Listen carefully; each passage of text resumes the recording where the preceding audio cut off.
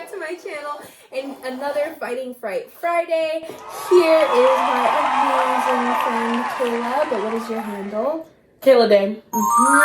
And I'm going to be doing an interview of her for this Fighting Fright because she is a fellow creative, she's a dancer, she's an actress, she's a teacher, she'd be doing stuff, she runs her own dance company. I'm taking away from you introducing yourself, but she'd be doing that thing. And she's another person who just follows her passions even with the obstacles that get thrown her way. So if you want to introduce yourself before I start asking before I start asking actual interview questions, this is my scarf. I'm leaving it here because it's a fidget. Thank you. Introduce yourself. Hi, just as Alana said, I am a dance choreographer and educator. It's about myself. You be doing stuff. I be doing a lot. Yeah. I'm a rehearsal director with City Ballet Boston's Urban Nutcracker. I'm a dance educator, choreographer with Colleges of the Fun Way, dance educator at Boston Renaissance, and I founded my own company, Dynasty Dame Dance Company, 2025. And I also travel in the summer with ADTC across the country teaching dance at camps. It's a lot. Yes. Oh! Yeah, and There's more. there's more. I also freelance, so I work with small and big artists of all different types of genres for music videos and live performances. And I act. I've done short films, featured films as well, and acting classes or projects in the Boston area. I hope that is all. But if it's not, again, it just goes to show all of the amazing things that people are capable of as an individual without having to wait on other people to achieve your goals. Amen. I would love for people to put in the comments as well if they have any questions towards how do you get started or et cetera, et cetera. But really quickly, I just wanted to ask you a little bit about your background. Also, our background. I've known Kayla since, what, elementary school? Yeah, we didn't go to the same elementary school, but I've known you since we didn't get close to middle school, though. Yeah, and so... 6th grade. Yeah. And so we've known each other for quite some time, all the way through high school. Of course, we went to different colleges, so we lost connection a little bit, and then we got back into touch. Your hand. Oh. Touch. But anyway, I bring that up to say I was going to ask a little bit about your dancing background. Inspired you, how you got into dance, et cetera, when you were younger. Fun fact, it's hard to believe, I used to be really shy. I did not like No, I did not like people at all. There was once upon a time, I would not smile on stage. I looked like I wasn't enjoying what I was doing when I was. But no, my mom put me in dance since I was 3. And I'm 25 now, so that's 22 years of dance. And I'm very grateful she put me in when I was 3. It helped me grow out my shell. I danced with my twin brother. We did tap together. I didn't know Kyle was dancing. Yeah, you better go ahead and tap, okay. He used to, I don't even tap together. And I do wish she did tap or dance because imagine. The twin duo? Hello? Literally. Put me in a lot of other extracurricular activities. I went to the Boys and Girls Club. And I did swim team, and I still dance there. Okay. Middle school, I danced. High school, I danced, and I did musicals. But dance every year was something I always went back to. And I think it was to help with my shyness. But then when I started speaking for myself and saying, I want to do this activity or that, dance was somehow always included. Yeah, and we did step team together for some years as well. But with that being said, we had step team together, and that was another thing in your background of step, dance. You got into dance when you were 3, etc. I just did a lot of dance programs as well during the summers and in school. So I was always dancing. What Fighting Fright kind of touches upon is following some of the goals that you have and how hard it can be when you're faced with doubt and stuff like that. What was it like starting your business of your dance business and going into that? Oh, my company. Okay. So I see there's some opportunities that myself can be a part of that I can bring my kids at. And so for the first rounds, I've just handpicked for the first year that we're in because I'm also very busy. I don't have time to do weekly rehearsals and all that fun stuff. And we have a show. I'll pick my cast from my college group, and then we'll go from there. And then I think when I'm more seasoned and settled in, I'm going to start having like formal auditions and weekly training sessions. But right now I'm in my learning curve, and I'm just trying to get our name out there so we can still continue to be booked for the same gigs and expand more on. What pushed you to go into having your own company? Like, were you faced with any doubts or anything in terms of taking that next step for yourself? I always wanted my own company, and when my mom was on her deathbed, we were watching America's Got Talent. She goes, "We gotta get you on there. You need to get your own team." And I think that helped solidify it. And with our first show, I didn't just want to put my name on there as the performer because I'm not performing by myself.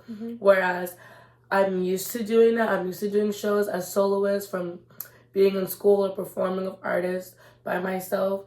And I was asking my friends, I said, what name do you like? Because I wanted to be a spoof on my middle name, Dame. So I was like, what can be a good use for it and what can be longevity? And Dynasty Dame was one of the options. I was like, chat, I was like a name generator. I said, give me something. Dynasty Dame, I feel, can last forever. And when it does come for me to own my own studio, when I am fortunate to do that, I hope that Dynasty Dame can still project, because Dame can mean anything.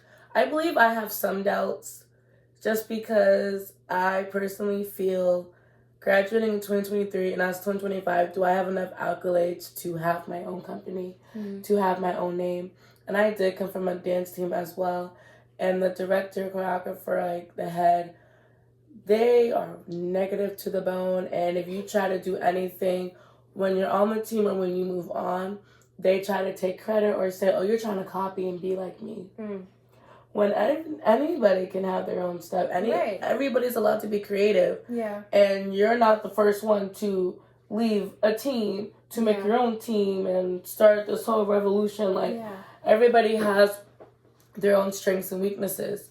And stepping outside of being my own director and choreographer for my own company, being a dance creative has doubts too. Because you compare yourself a lot with the social media. And just looking at TikTok dances and comparing it to a regular dance. I was just talking about this with my students today because we started a TikTok unit.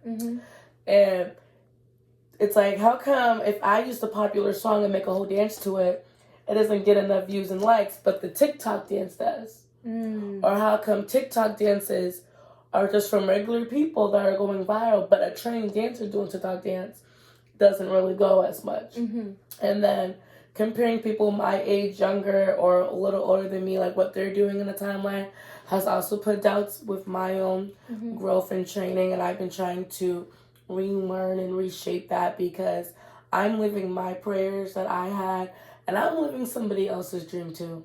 And so how do you measure like what success looks like for you? Like, I know you talked a little bit about like the comparison to others. So how do you pull back from that and kind of give yourself your own deadlines and timelines for your measure of success? I started doing bingo goals. Oh, okay. I was not expecting you to say that. Okay.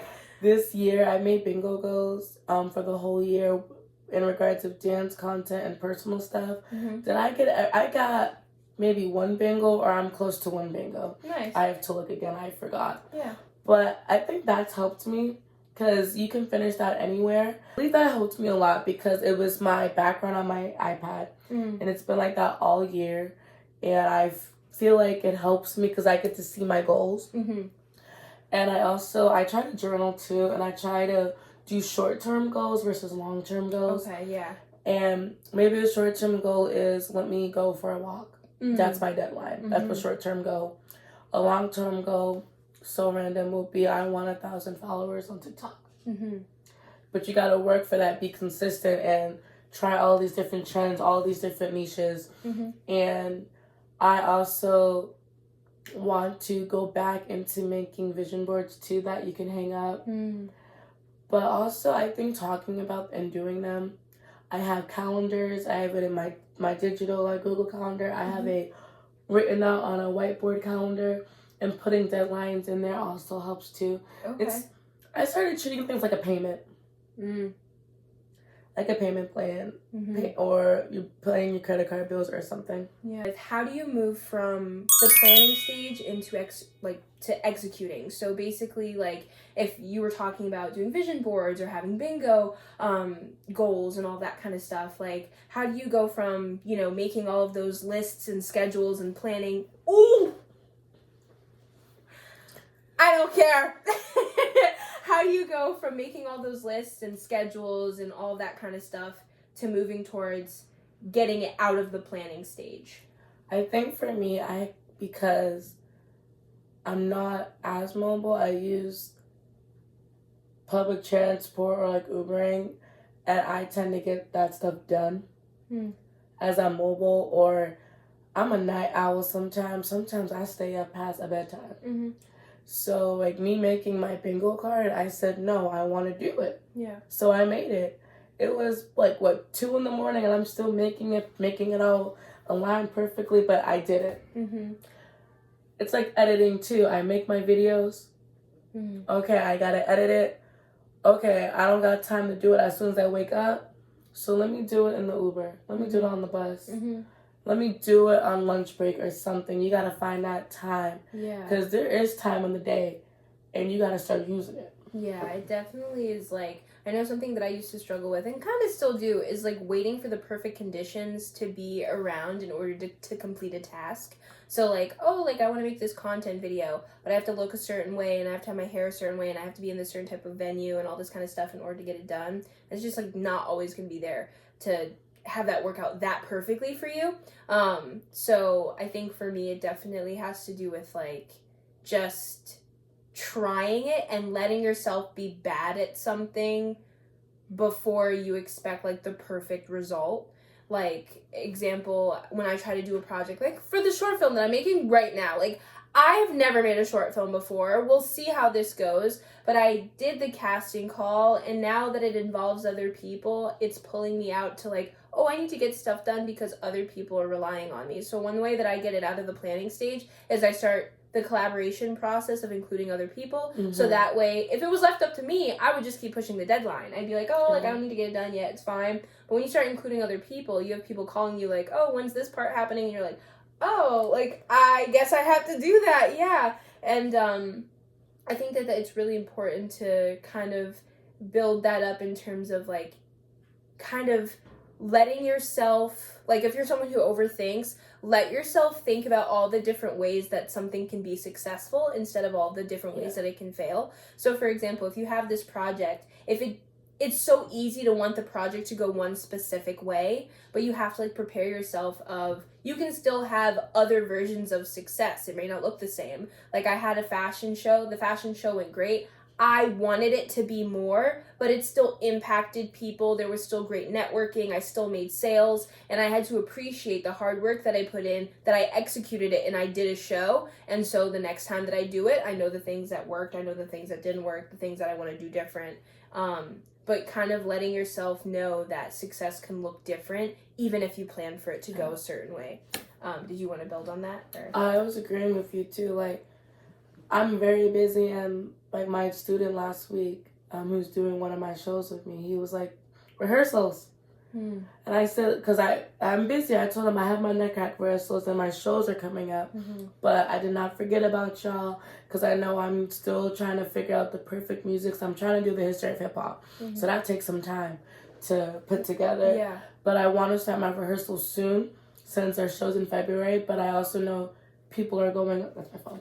But I also know people are going on vacations too. Right. And so I feel like all of my stuff may start in January, but at least like having, if it's about yourself too, because we get busy, we forget. Yeah. If you know one solid person that helps remind you, you set. No.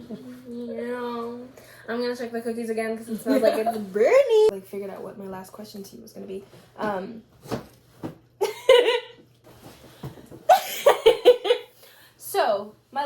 question for you is, what would be like your final little I'm sorry, the eye contact got me. And this is so formal, but I don't want it to be. Like, I mean, we already did a super formal video, so maybe it should be formal. But I was gonna say my last question would be like, what? But I can't look you in the eyes. I'm gonna laugh. Kayla, like, there's no way. It's the cookies. It's the sugar. Yeah. Sugar. But I was gonna say, if you could have one piece of advice for somebody who's trying to get started, either in dance and content creation or etc., who's hitting like a roadblock and doesn't know, like, they have this whole plan but they just can't get themselves to start, like, what would your piece of advice be? Just keep going.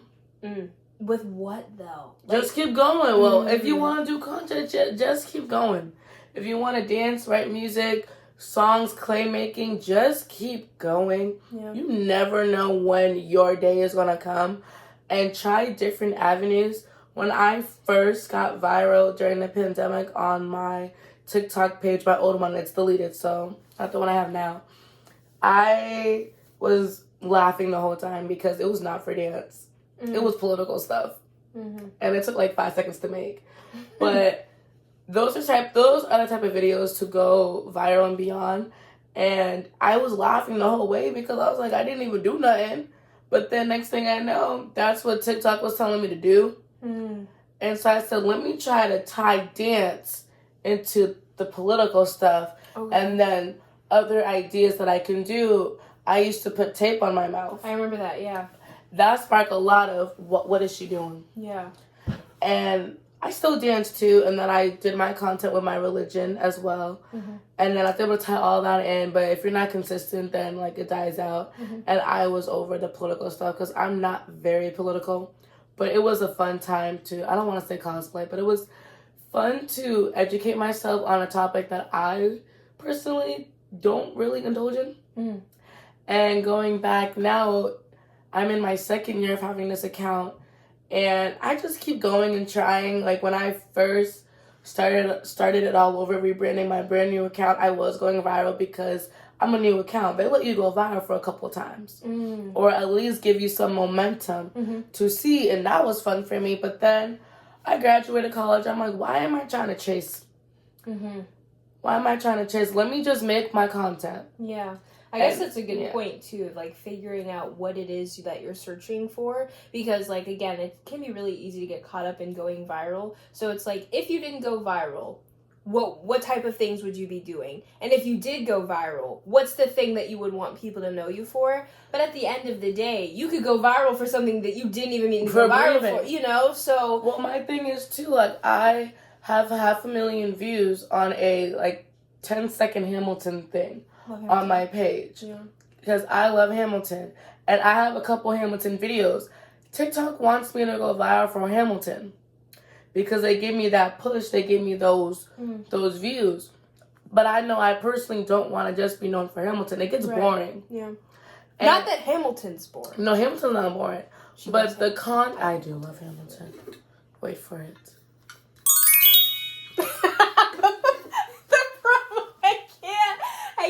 Okay. A trend, whereas Hamilton, it was a trend for the summer because it was 10 years anniversary. Yeah. And then the hype right now is slowly dying down because Leslie just finished his reprise as well. Okay. And Hamilton will still be popular, don't get me wrong, but I know I didn't want to be only known just for Hamilton content because I'm going to get bored and I know I can do other things, but it's fun once in a while to like put on my costume, make those videos. And dance is really hard too, but I just know that I'm impacting people in my circle and a little outside my circle. I'm still getting the views and the traction on my YouTubes, Instagram, and TikTok. And sometimes too, what I've realized, TikTok, it's not the only app. It's the most popular, but YouTube be giving me views. Yeah. Instagram is starting to give me some views. TikTok is a hit or miss, be viral. Yeah. And I know that, like, for me, like, my goal isn't to be viral anymore. Like, if I can get, like, a large group of people to see, that's cool. But my main thing is to have a more intimate group of people who will engage more consistently. Now, if I was to have an influx of followers who are still engaging consistently, then that's great too. But right now I'm in a space where it's more about like I want to build like a solid 500 people or 1,000 people, if that, to consistently like be wanting to buy my merch or be wanting to support certain things. And so that's what that level of success or that's what those goals or whatever look like for me. But yeah, so and that's why I say just keep going and just keep doing it and try all the different trends, meaning like those quick like skip trends and what I mean. But just try anything because you never know where it can take you. You never know what you can and can't do. Yeah. And I'm having more fun because, like you said, I don't care about going viral. Been there, done that. If it happens, it happens. If it doesn't, it doesn't. I'll just be happy if I get a few likes, this, there, and there. Because you become more happier when you're not chasing for online validation. Yeah. And you become more content. And it's a slow build. And for however long, we'll keep it on TikTok. For however long we have TikTok, because they keep trying to ban it. Yeah.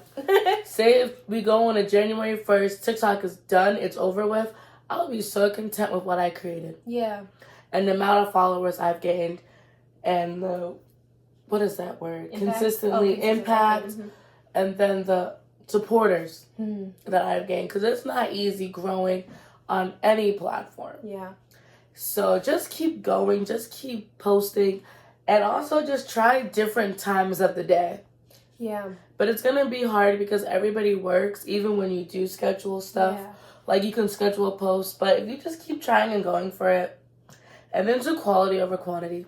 Because we can tell if you just try to have something to post. I mean, I'm guilty sometimes, but you can just say enough to fill the time quota, and you can get paid a cent per view or something like that. And also, they need money, so they're trying to have you spend money to buy an online course that you don't need.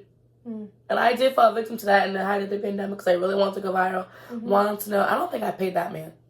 I did like his free trial, and he would do like lives every day to help grow. But my thing is, how are you growing mad quick? And he was like, I created a brand new account from zero, and I grew this account. And I'm like, because there are sites where you can buy followers, you can buy views, buy promotion, and you buy people's courses, but at that rate, you're just growing a dead account. You're not really growing anything. You're not actually connecting with people. And that's a big thing with social media, too, is, like, there's these two different sides of it. Is one of, like, actually connecting with people and, like, making genuine, not necessarily friendships, but supporters and things like that. And the other side of things where people are just watching. Or if you're buying followers, like, they don't even know how they got to your page or something. So and sometimes, too, maybe you're not meant to be famous. Yeah, you gotta be content with that too, because listen, if everyone was famous, what's the point? Yeah, it's like, and it's also, I guess, generalizing, like, what is it that you want to be known for, like how Kayla was talking about earlier, where it's kind of like, and are you okay if you're not known for that thing? But that is our time. Thank you so much. Thank you for having You almost started it again. But thank you so much for coming on to my channel and talking about this, of having a business and fighting your frights around, creating content or engaging with other things. It's been a pleasure having you here. Oh, thank you for having me. And and I will put her information in the thing. Bye. Bye. Hi, Tesha with the thumbs.